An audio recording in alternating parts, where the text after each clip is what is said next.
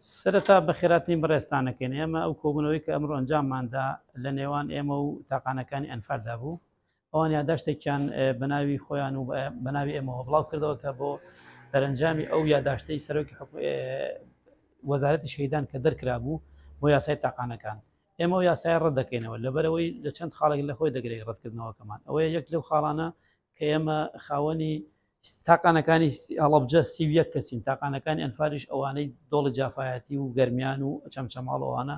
بگرە هەمومان کە پێکەوە دەبینە 170 کەس 170 تاقانەی بەجێماوی ئەنفال و کیمیاباران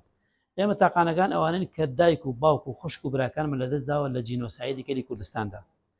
بەس بەداخەوە یعنی بەرپرسانی حکوومەتی هەرێمی کوردستان ئاوڕە جدی لە کەیسی تاقانەکان و کەیسی جینۆساید نادەنەوە بە هیچ شێوازێک ینی خۆیان لێ ئەدزنەوە ئێمە لە 2017دا پێناسی تاقانەکانمان بۆ دەرکراوە ئەو پێناسە هیچ سوودێکی بۆ من نەبووە ئەو سوودە بێت نوێنەری حکوومەتی هەرێمی کوردستان لە بڵاوکراوەی خۆدا لە نوێنەرایەتی خۆیاندا بێتە لای ئێمە بزانین ئەو سوودەی ئەو کە حکوومەتی هەرێمی کوردستان بۆ پێناسە دەرێکا بۆمە چییە سوودەکەی نە مافێکی تیان نە ئیمتیازێکی تایە ئێمە داوا لە بەرپرسانی حکوومەتی هەرێمی کوردستانەکەن ئیتر بەسە یعنی دوای 37 ساڵ من ئێستا بڵێم داوا لە حکوومەتی هەرێمی کوردستانەکەم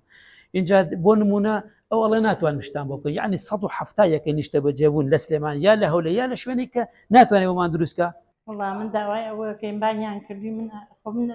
پێرەکەی شادم پێر بتیان دانانیش ئەمڕۆ خەریکی گرفتاری هینی تاقانە و مشکلەی تاقانەکانە